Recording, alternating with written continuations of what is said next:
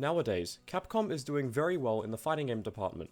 Street Fighter VI is wildly popular as its plethora of both online and offline content all add up to make a game that is filled with love by its creators who had the time and money required to make something really special, and it's not at all a controversial statement to say that Street Fighter VI has washed the taste of the previous game out of people's mouths.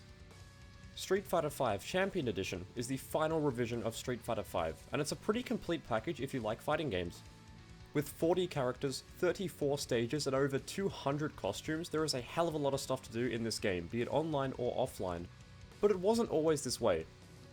Street Fighter V did receive lots of very substantial content over time that took it from being completely barren to very feature-rich. But this video isn't about what the game became over time, it's about what the game started as. Released on the 16th of February 2016, Street Fighter V Vanilla was, for lack of a better term, empty. No arcade mode, no challenge mode, no story mode, and a very limited set of online features made not just the fighting game community, but also the mainstream gaming press wonder if the game was even finished. Just to set things straight, firstly, this video is not about the game's development or pre-release betas, and secondly, when I say Street Fighter V Vanilla, I'm specifically referring to the game from launch all the way up until the Arcade Edition revamp, so from February 16th, 2016 to January 15th, 2018.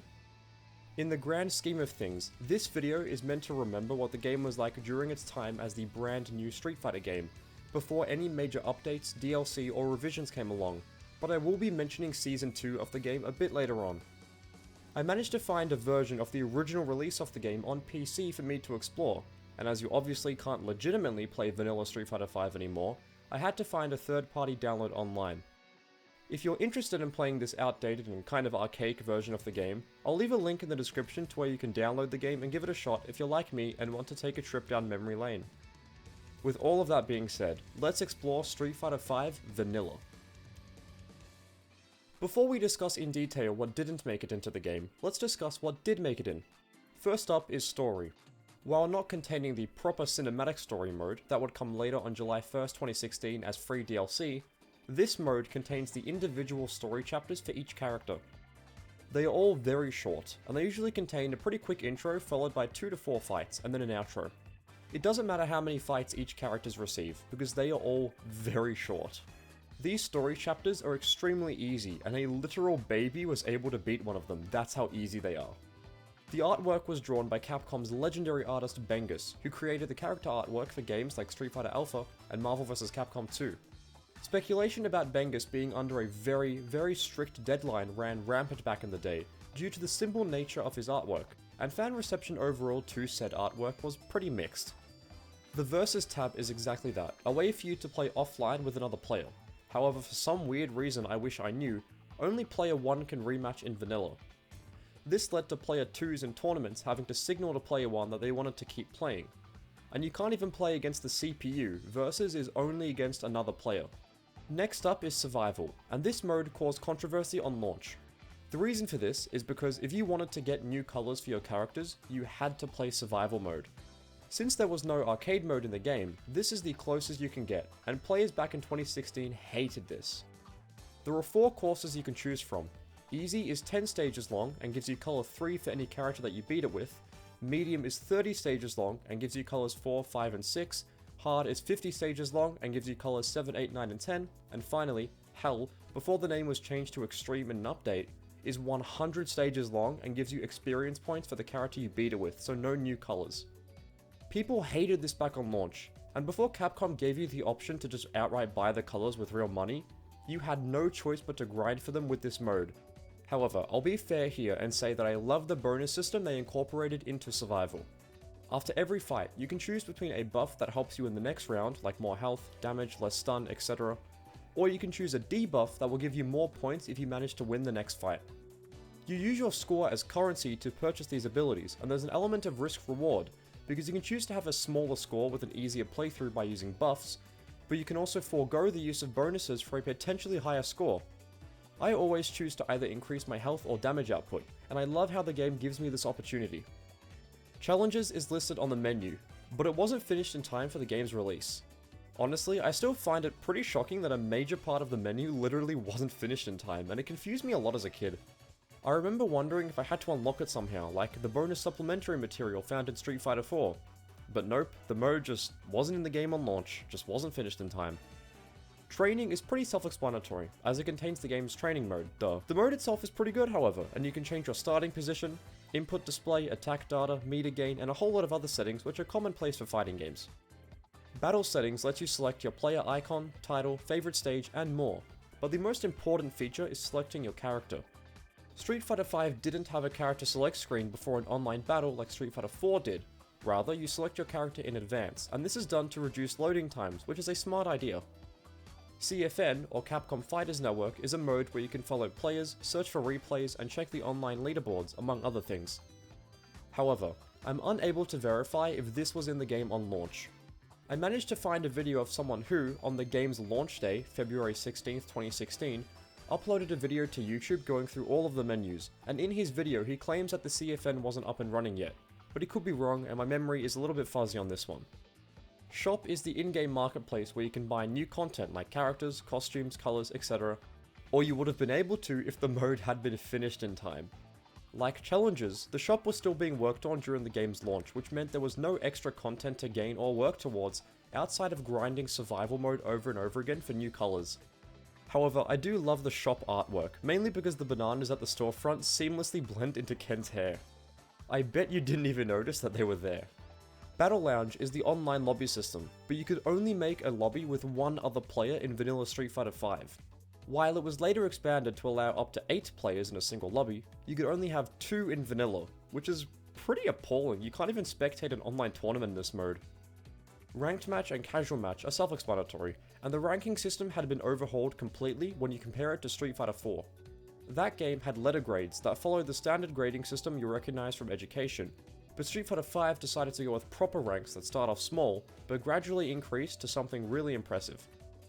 While the UI and menus of Champion Edition definitely has its fans, honestly my favorite version of the game's menus are the ones you're looking at now.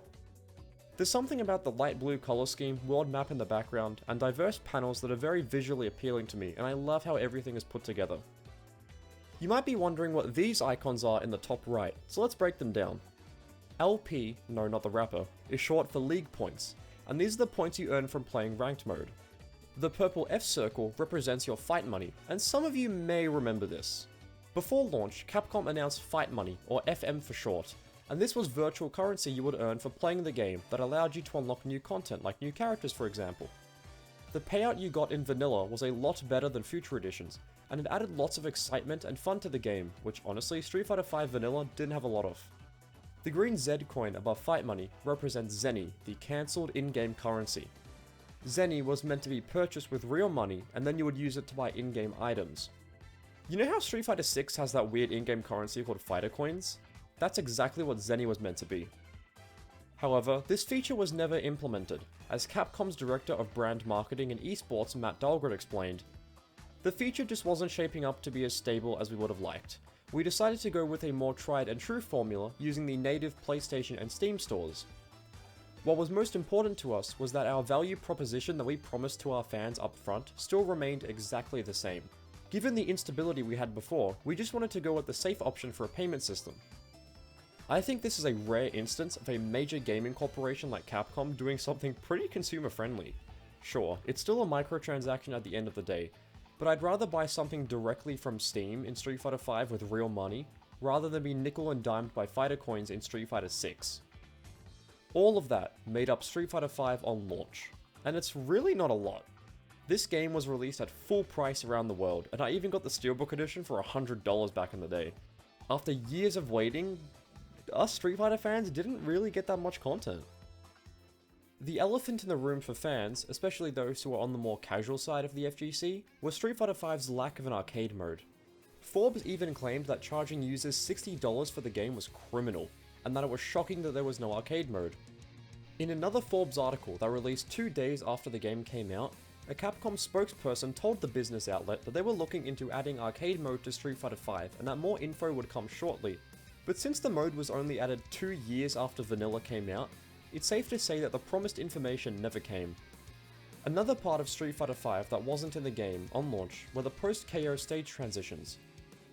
During the first public showing of the game in 2014, Chun-Li can be seen getting knocked into this cramped area after losing a round to Ryu, and she begins the next round with a bowl of noodles on her head. No such thing exists in the final game. Kinda, that's a little bit of a lie. While video proof has been taken down from YouTube unfortunately, the Cutting Room Floor website reports that these stage transitions did exist in the game files, but they were only enabled in the game's 1.06 update, so before that, you couldn't do them. Even the transition itself that expands the stage was never used, so this part of the bustling side street stage cannot be accessed in the game's vanilla release. Another point of critique for some was the lack of some notable fan favorite characters. While beloved characters who hadn't been in a Street Fighter game for a long time, like Rainbow Mika, Karin, and Charlie returned, there were some notable exclusions like Guile, Akuma, Sagat, Balrog, etc. Most players were overjoyed with the return of the Street Fighter Alpha and Street Fighter 3 era characters, but only having 16 characters in total on launch was seen by many as a little bit too small. Street Fighter games often start small and then expand their rosters over time with new updates, and Street Fighter V is no exception to this rule, but there was a bit of outcry on launch over the base roster's size. Vanilla's bare bones launch caused a lot of ill will from the fanbase towards Capcom, and in a financial hearings report from May 10, 2016, Capcom's CEO Kenzo Tsushimoto stated, "For example, some aspects of Street Fighter V needed more polish, such as the lack of content and server issues at launch." Seriously, I cannot emphasize enough how people trashed the game on launch for having next to no meaningful content. I remember, I was there on the Game FAQ's message board and people were going crazy. But you get the point. And hey, it's not like Street Fighter V had nothing new to it, so let's discuss that. The biggest new additions to Street Fighter V are the newcomers and the V system. The game launched with 16 characters and 4 of them are newcomers to the series. Laura is a Brazilian jiu-jitsu practitioner who uses electricity powers, and she is the older sister of Sean from Street Fighter 3. Nikali is an ancient and heavily, violently aggressive Aztec warrior who is obsessed with devouring other fighters, hoping to consume their souls. Fong is an extremely weird and pretty quirky Shadaloo assassin who uses poison to defeat his enemies. And finally, Rashid is a friendly fighter from the Middle East who uses special wind powers in battle.